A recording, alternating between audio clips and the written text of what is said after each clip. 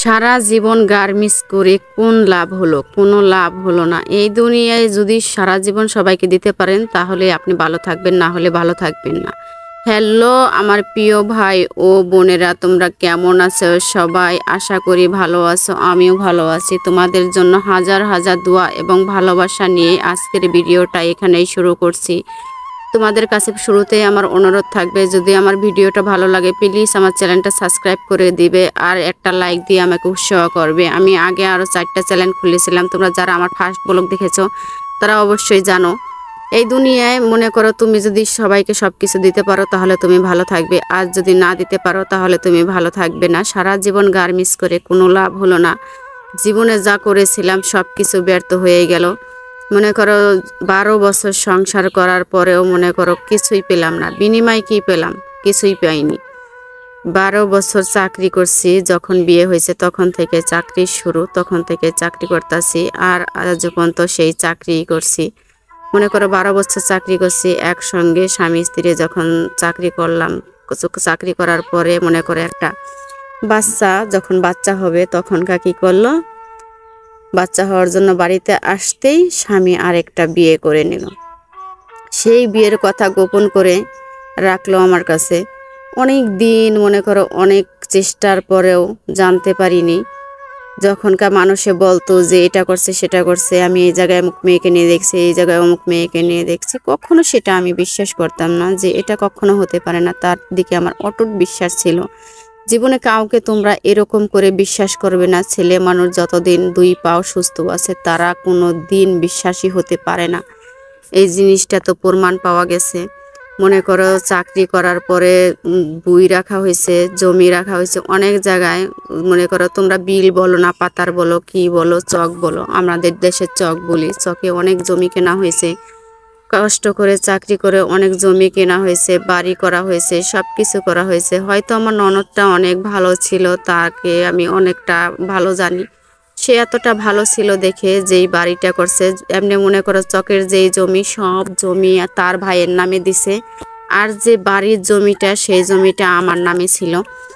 তখন আমার নামে থাকার পরে মনে করো তখন তো মনে করো একটা বল ছিল যে সে কখনো আমার সাথে 2 নাম্বারই করতে পারবে না। কিন্তু নিয়তির খেলা কে খণ্ডাইতে পারে বলো? নিয়তি যেটা চাবে সেটাই হবে। তারপরে সে কি করলো, সে তো বিয়ে করলো। তখন যখন জানতে পারলাম, সে বলল যে আমার ভুল হয়ে গেছে, আমাকে ক্ষমা করে দাও। তখন আমি আর বললাম যে ভুল মানুষই করে, ক্ষমা করে দিলাম। এরকম করে সেই মেয়েকে ছাড়ার জন্য আমি 2.5 লাখ টাকা দিলাম। 2.5 লাখ টাকা দিয়ে সে ছাড়লো। ছাড়ার পরে আবার আমরা দিব্যি সংসার করতে থাকলাম। সংসার করতে করতে আবার 2 বছর চলে গেল। মানুষে বলে না যে 12 দিকে ঘুরে ফিরে অভ্যাস, সে একদিকে কোনো দিনই থাকতে পারে না। 2 বছর যাওয়ার পরে সে আবার একটা মেয়ে নিয়ে ভারত চলে গেল পালিয়ে। সেখানে 2 বছর থেকে আসলো। তখন আমি সিদ্ধান্ত নিলাম আমি তাকে ছেড়ে দিব। তখন আমি তাকে ছেড়ে দিলাম। ছেড়ে দেওয়ার পরে সে কি করলো, সে তার যত টাকা পয়সা একসাথ করে আমরা জমাইছিলাম সব টাকা পয়সা নষ্ট করে ফেললো। জমি জমা যা ছিল সব বিক্রি করে সেই মেয়ের পিছে উড়ালো। উড়ানোর পরে যখন সে শূন্য হয়ে গেল তখন সে আবার আমার কাছে ফিরে আসলো। এসে কি বলল জানেন? একটাই কথা বললো, আমাদের তো একটা মেয়ে আছে, মেয়েটার দিকে তাকিয়ে তুমি আমাকে ক্ষমা করে দাও না। মেয়েটার দিকে তাকিয়ে তুমি আমাকে ক্ষমা করে দাও, মেয়েটা তো এতিম হয়ে যাব। তাহলে কি করব বলেন? মেয়েটার দিকে তাকিয়ে কিছুই করতে পারলাম না। তবে একটা সিদ্ধান্ত ঠিকই নিতে পারলাম। ভাবলাম যে এই জীবনে আর কি আছে, আমি আর তোমার কাছে যাব না। এই কথাটা বলার পরে সে বলল যে না তুমি আমার কাছে আসো। তখন সে বলল আমি সব কিছু ঠিক করে দিব, আমি তো জমি জমা যেখানে জানিয়েছিলাম আমি সব কিছু আবার নেব, তুমি আমার কাছে আবার ফিরে আসো, এরকম বলল। তার লোভ ছিল একটাই, সে দেখেছিল আমি অনেক টাকা জমাইছি ব্যাংকে, আমার মেয়ের নামে অনেক টাকা জমাইছি, আমারও অনেক টাকা পয়সা হয়েছে। আবার যেহেতু আমরা 3 বছর ফিরে আবার আলাদা ছিলাম, একসাথে হয়নি। এরকম করতে করতে 12 বছর সংসার করলাম। 12 বছরের আবার 6টা বছর চলে গেল এভাবে। সে যে শুধু আমার টাকার লোভ করেছে আমি তো সেটা জানতাম না। সে বলল বাড়িটা তো তোমার নামে আছে, বাড়িটা আমার নামে করে দাও। তারপরে আমার মন খুবই সরল সোজা ছিল। আমার সেই ননদ তো দিবে না তার নামে বাড়ি, বলতাছে না এই আর বাড়ি তোর নামে থেকে ওর নামে নিয়ে কোনো একটা বিপদে তোকে সে ফালাইবে। তুই কখনো তার নামে বাড়িটা করে দিস না। এই কথাটা সব সময় সে আমাকে বলতেছিল, কিন্তু আমি তার কথা শুনিনি। আমি বলছিলাম যে আপা, আমার কপালে যা আছে সেটাই হবে। এই কথাটা বলার পরে সে কি করলো, রাজি হয়ে গেলাম আমি। সে বলল আমি কাগজপাতি সব কিছু বানাই রেডি করতেছি, তুমি আমার নামে বাড়িটা করে দাও, আর আমি জমি আছে যেইগুলা সেই জমি তোমার নামে 2 বিঘা করে দিতেছি। তা আমি ভাবলাম যে ঠিক আছে, তাহলে হ্যাঁ যেহেতু বলতাছে, এত কিছুর বিনিময়ে সব কিছু শেষ করে দিয়ে দিচ্ছে, তারপরেও যেহেতু কিছুই হয় নাই, আল্লাহ তাআলা যা ভাগ্যে লেখছে সেটাই হবে, এটা মনে করে আমি তার নামে বাড়িটা করে দিলাম। বাড়িটা করে দেওয়ার পরে সে তো তার আসল রূপ দেখালো। মেয়ে নিয়ে গেল বাড়িতে, মেয়ে বাড়িতে নিয়ে 2 মাস 3 মাস এরকম রাখলো, রাখার পরে আবার নিয়ে আসলো। আমি তো সেই চাকরি গার্মেন্টস করতেই আছি, কিচ্ছু করার নেই আমার। প্রথমে সে আমার বলছিল যে ব্যাংকে যে টাকাটা জমা আছে সেই টাকাটা আমারে দাও, আমরা বাড়ি আবার জমি রাখি। কিন্তু আল্লাহ তাআলা আমাকে একদিকে বাঁচাইছে, আমি সেই টাকাটা তার হাতে তুলে দেইনি। বলছি যে না, এটা আমার মেয়ের ভবিষ্যৎ, আমি এই টাকা কখনো তুলবো না। সে কি করলো, তার আসল রূপ দেখালো। সে গোপনে তাদের গ্রামে আবার চুরি করে বিয়ে করলো।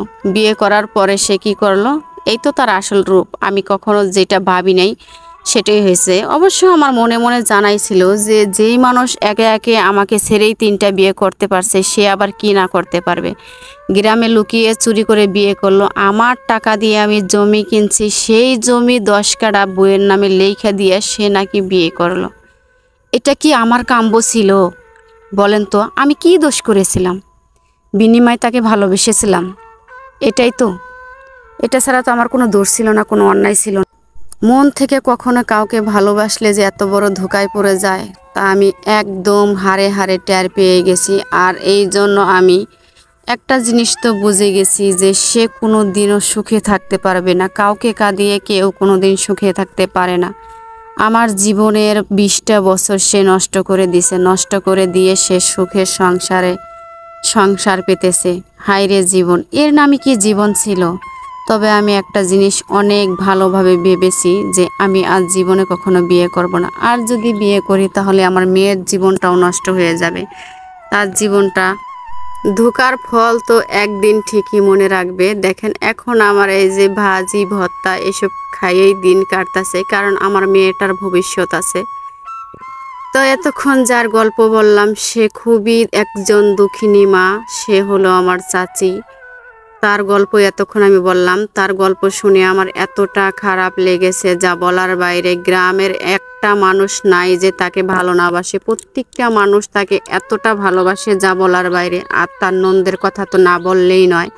সে সব সময় তার ভাইকেই এটা সেটা বলতে থাকে, অভিশাপ দিতে থাকে যে ওর জীবনে ভালো হবে না। এত সুন্দর একটা মেয়ে হইতে সাইডে দিল, ওর টাকা দিয়ে বাড়ি ঘর কইরা, ওর টাকা তার জমি জমা কইরা, ওই চুপ করে একে একে 3টা বিয়ে করলো। মানুষ ধোকাবাজি দেয়, কিন্তু এতটা ধোকাবাজি ছেলে তো আমি কোনোদিনও দেখি নাই। এই কথাটা তার নিজের বোনই আমাকে বলে। তার বোনের সাথে আমার অনেক সুন্দর একটা রিলেশন, তার বোনের সাথে আমার অনেক সুন্দর একটা বন্ডিং। সে সব কথা আমার কাছে শেয়ার করে। সেই কথাগুলো শুনে আমার খুবই খারাপ লাগছে যে একজন ননদ যদি তার ভাইয়ের বোর হিসাবে এত সুন্দর সুন্দর কথা বলতে পারে, তাই সেই মেয়েটা দেখতে কত না সুন্দর।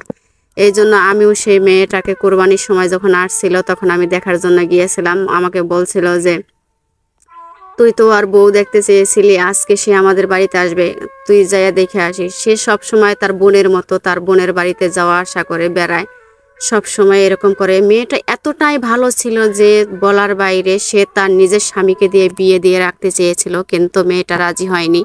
বলছে না আপা, এটা কোনোদিনও সম্ভব না, সে আমার বড় ভাই, তার সাথে আমি কোনোদিনও এটা করতে পারবো না। তো এতক্ষণ গল্পটা শুনে আপনাদের কেমন লাগলো অবশ্যই কমেন্টে জানাবেন। আগামীকাল অবশ্যই আসবো অন্য কারো গল্প নিয়ে। আপনারা সবাই ভালো থাকেন, সুস্থ থাকেন, এই কামনা নিয়ে ভিডিওটা এখানে শেষ করছি। আল্লাহ হাফেজ।